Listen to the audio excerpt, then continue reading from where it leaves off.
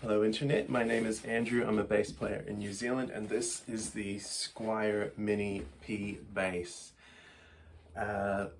Places I hang out online like Facebook groups and bass forums, there's lots of questions about this, about is it worth getting, is it rubbish, what do you think about it, and I'm in a good position to give you an authoritative review of it. I've been using this as my number one bass gigging for just about 2 years now. So I'll just go like basically top to bottom and give you pros and cons of owning this bass. Right, starting at the top, I guess. Tuning machines, they're standard tiny little Squier cheap things, probably extra tiny in fact. They're average quality, exactly what you'd expect from a Squier. Obviously this instrument is short. It's a 28 point something inch scale, so it's shorter, even shorter than short scale basses. It's smaller than an electric guitar. I put this next to a Stratocaster and it's smaller and it fits in a guitar case. So my point being, the tuning stability on such a weird scale instrument, with these heads, they're just not really fine enough. I'm constantly finding that I've hit the strings playing a song and now that string's out of tune, or yeah, when you're tuning it, there's like, how can I put this? It's really hard just to narrow in any closer than around about 5 cents on your tuner. It's always going to be a little bit high or a little bit low is what I've found, unfortunately, with the tuning. So I wouldn't rate them very highly. I guess the strings, they are pretty much the worst strings I've ever encountered on anything ever. The stock ones that come with it.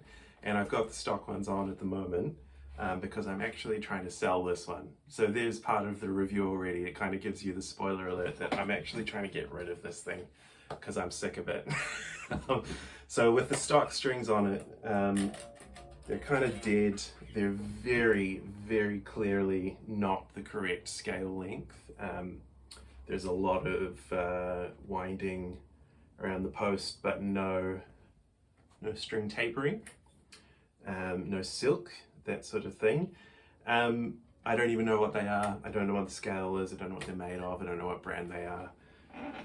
They're probably just whatever goes out stock from the Squier factory on, you know, short scale Mustangs or Broncos or something. On this instrument, they suck. They're fucking terrible. Apologies for the language, but it's warranted. They're awful, awful strings. If you're gonna keep this instrument and love it, it's very hard to find other strings that are suitable. You have to sort of browse the forums on TalkBass and stuff to learn a little bit about what a scale length is. It's not a string through body. That's important for you. But anyway, to cut to the chase, if you're going to keep this instrument, get yourself the labella flat wound strings that are specifically made for it. They're the only ones I'm aware of that are actually made for this bass. You've got very limited options. I would strongly suggest you change the strings to that or something else. Don't rely on these stock ones. They're, again, fucking awful. I'll expand on that. I don't actually have a sound sample for you. I'm not plugged in with an amp in this room today, but there's plenty of sound samples on YouTube. Jonathan Wong 458 Music is an excellent YouTube channel, does a deep dive on the Squier Mini P as well, with sound samples, really comprehensive ones. Go listen to that with good headphones and speakers. But in terms of like the feel,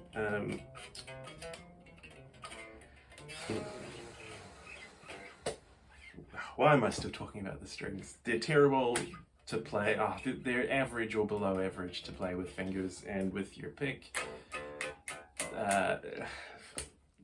They don't sound great. They don't, just take my word for it, they don't come through your amp great. Let's move on. I guess the nut would be the next thing. The nut is fine. It's again just whatever stock average thing would come out of a Squier factory. Looks cheap, you know, feels cheap, but then again, you generally don't have much to do with a nut on a day-to-day basis, so whatever, it's there. I have had to stick some little bits of cardboard in there to try and get a little bit more height. I don't think it's quite at the right height. So if we maybe move to the next part around here, still going top to bottom, the truss rod. This base came with massive, which one is it called? Forward bow, where it's like a scoop forward. Is that too much relief or not enough relief? I'm not quite sure what the term is. Anyway, I really needed to crank the truss rod.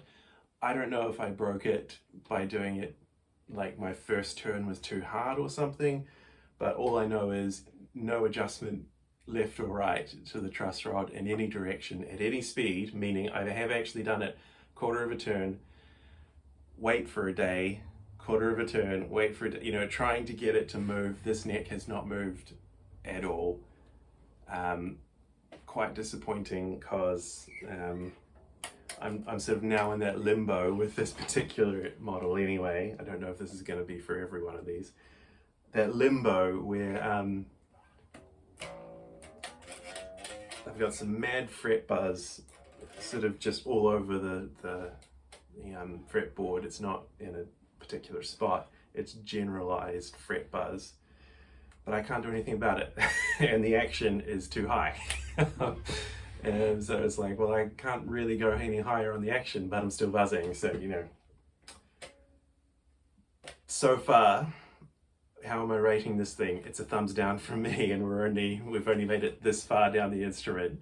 The neck.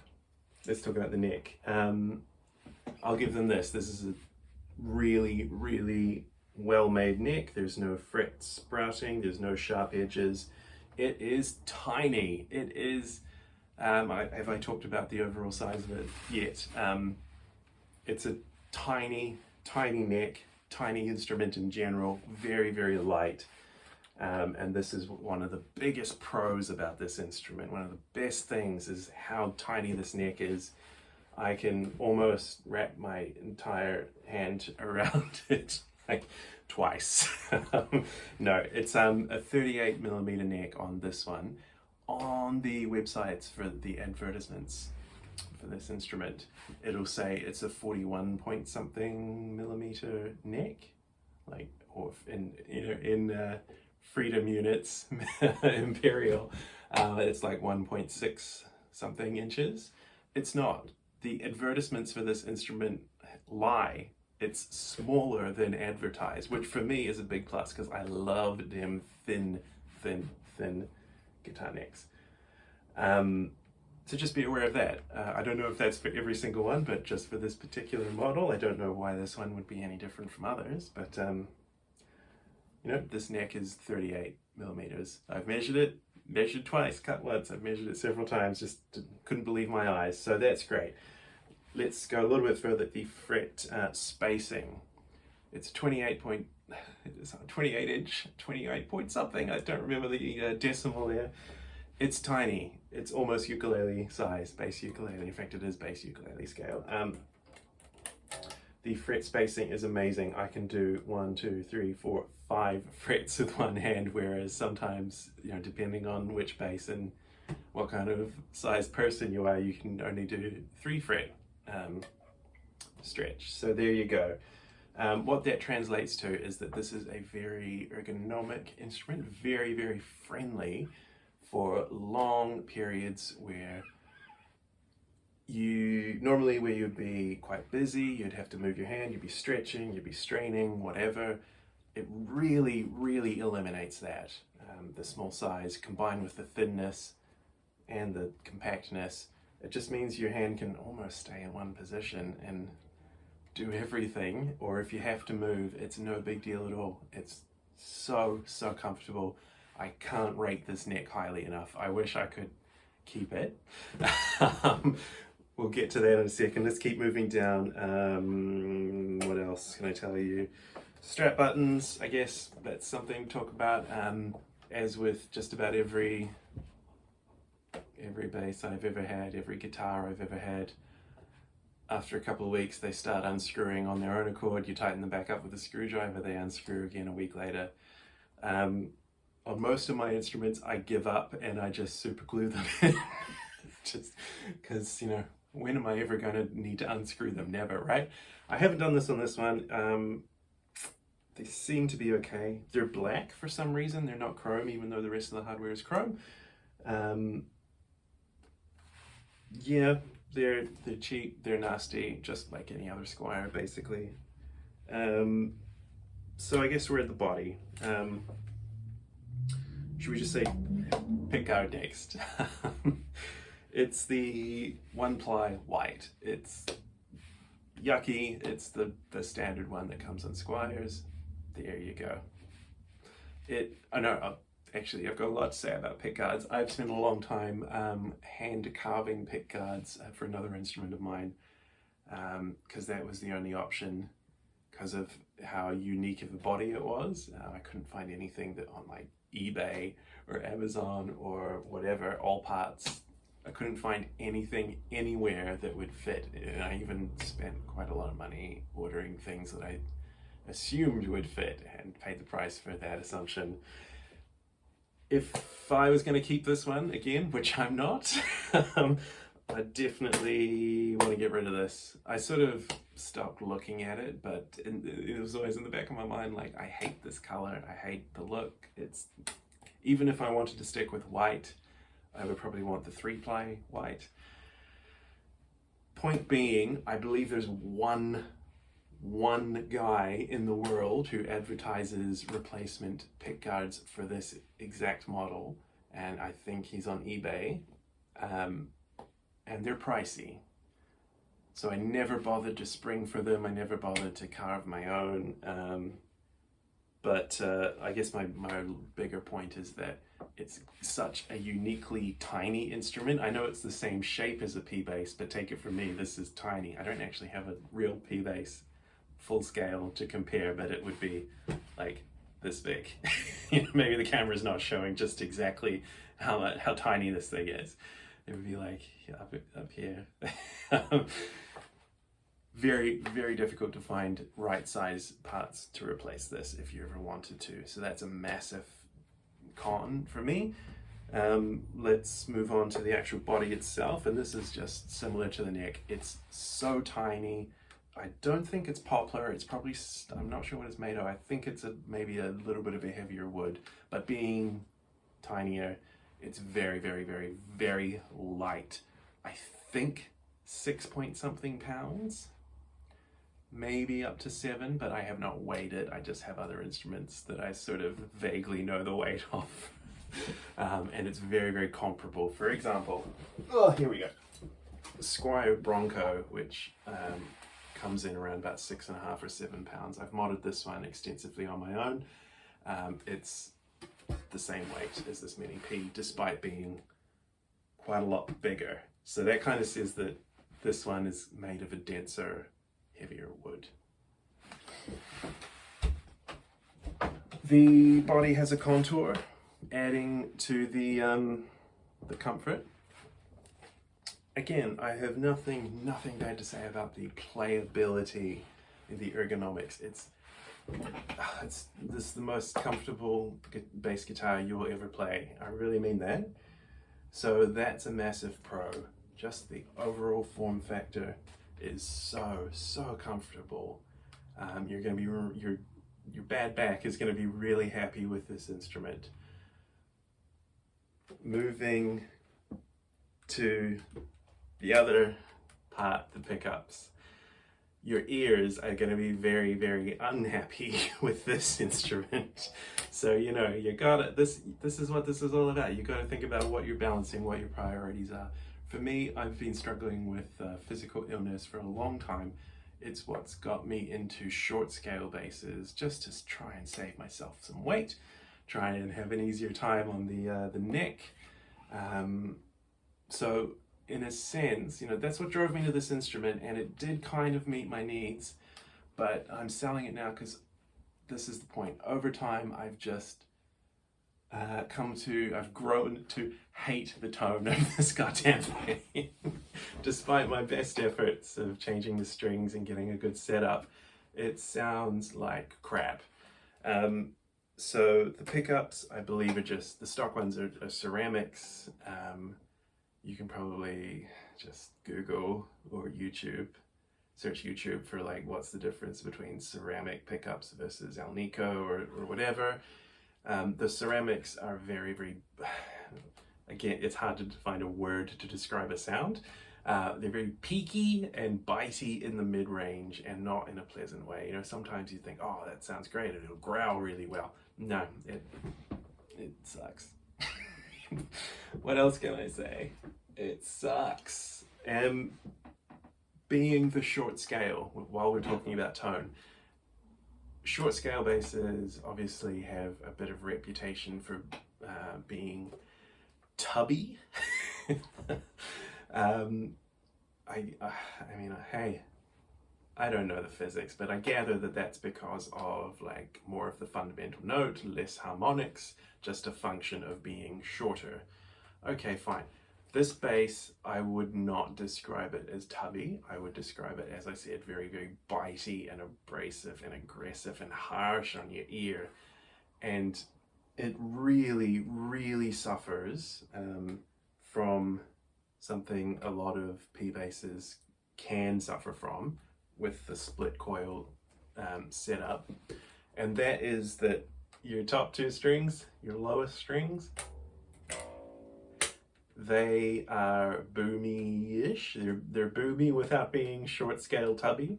So maybe you're dialing in your amp, right? You're like, you're going E, E, E, A, G, G, D, D. And you're hearing your amp and you're going, okay, I just need to dial some of the sub basses out, just adjust the mids, the low mids, get this so that these two strings sound great. And you might get there. And then you're playing your bass line and suddenly you're up on your D string and your G string and all of the bass is gonna fall out of your mix because these two strings are all mid and treble. There's no boom, there's no thud, that feeling of feeling the bass guitar in your intestines. It's really, really difficult. So you've really got, you know, two low strings and two midi high strings. Very, very, very frustrating, and particularly if you ever want to play a song in the key of D. For example, Summer of '69, you don't want to really play the whole song like up here to hit your D just to have enough room on the nice round bassy tones. You really want to use your open D string and go like,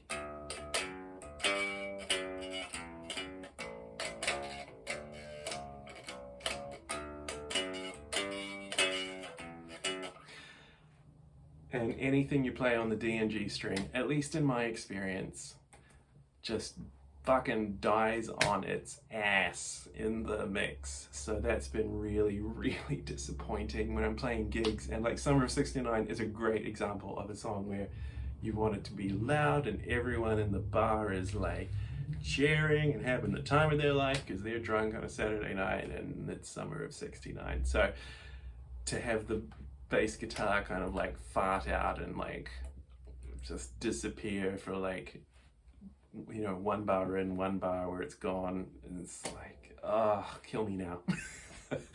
These are little things, but for me that's probably the biggest reason is the tone for me selling the instrument. It just doesn't work tonally, and I've really agonized over this decision. And it's one of those things where you keep putting it off and keep trying to tell yourself that you like the instrument, because I love how it feels. I love it. It's it's the most comfortable instrument, and I wish I wanted it. I wish I loved it. I don't love it, and ultimately I can't keep it because I don't want to fill my life up with crap that sounds crap when you play it. So have we finished? What else can I say about the tone, the pickups? The knobs, volume and tone, very standard. It would just be the same, whatever stock Squier wiring harness. that comes out of the factory, it would go onto, I'm sure it's just the same thing that would go onto any Squier. So I can't say anything about the quality of those or the wiring underneath. I'm sure it's just average Squier, and it's fine if you're doing like a movement while you've got your volume up and you're changing the tone. You might get a little bit of crackle because of some quality control issues potentially. Whatever. Input jack on the front, just like a regular P-bass. Oh, these are not the right spacing as a regular P-bass, but I'm not even in the frame. These are not spaced the same as a regular P-bass either. So for example, on one of my other instruments, I have a pre-wired harness that's got a little bit of a chip board, so that would not fit. Again, the lack of drop-in replacements would be a struggle here. You'd definitely have to be looking at soldering something in yourself if you're going to upgrade that, and probably if you did want to make this a serious instrument, you'd want to replace not just the wiring harness, but the pickups as well. Again, Jonathan Wong 458 Music on YouTube does a great demo of the Tone Rider split P pickup. If I was going to keep it, I would do that. I haven't bothered. Bridge is just your average bent metal Squier bridge. Again, I'm sure that's probably stock, although now that I think about it, the string spacing may be custom or something. So again, you really have to do your research to figure out if you can actually replace that with anything else. Because the string spacing might be off, and what that would mean is it might be all well and good up at this end, but then you come up here and suddenly you're trying to fret your note and your strings are sliding off the edge of the fretboard because they're spaced too far apart down at this end. Anything on the back? No, there's just a standard Squier plate. And so final thoughts. Who is this instrument for? It's for someone who wants comfort above everything else. And on that score, I can highly, highly, highly recommend this instrument. It is a wonderful, comfortable, easy to play instrument. For obviously kids, it's a 3/4 size guitar, so this short scale works great for that. Who is this not for? This is not for someone who loves bass tone and loves having gigs that are satisfying. Out of the box anyway, it's not set up to please the ear, and that's really unfortunate because, I mean, listen to me, I'm trying to weasel my way out of this, but there's just no way to reconcile how much I love the feel versus how much I just fucking hate the tone of this thing. Squier, you're so close. Do better with this area, and this could be like a really, really, really killer instrument. So, should you get one? That's your decision depending on which way you're leaning on that continuum there. Do you want the comfort or do you want a great sound? For me, I made the decision about comfort, and eventually the sound has overtaken it, and I can't fully endorse this anymore. And as I said, I'm selling it. I want it out of my life because it's just frustrating me, and I don't want to be frustrated when I play bass. So even though the 28-inch scale is wonderful on your fretting hands,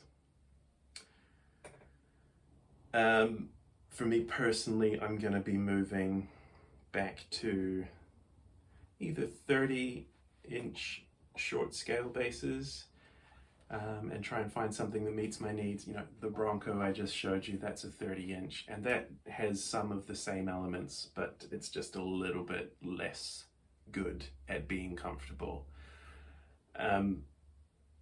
So you could look there. A Bronco will be much easier to modify than this goddamn thing. Ultimately, I think I'm going to go back to a regular full long scale 34-inch instrument, and I'm just going to look for the thinnest, jazz neck that I can find of 38mm, and I'll just have to live with the longer fret spacing. And yeah, I guess the last thing I'll just say is that it is a conversation piece. That's another thing that it excels at. Some of the gigs I played, some of the songs where it worked, where maybe I stayed away from the higher register and just played some lower stuff and it could actually be heard, it really impressed. And that's because it is so tiny. I don't know exactly how it looks on camera right now, but I can tell you when I look at myself in photos from gigs, it looks weird. I haven't mentioned this, but this is actually a massive downside. Despite how it feels, and despite me knowing that I don't care what people think about how I look or whatever, I actually do.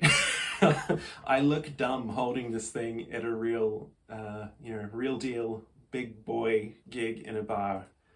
It's too small for me. But when people see it, they see that it's small.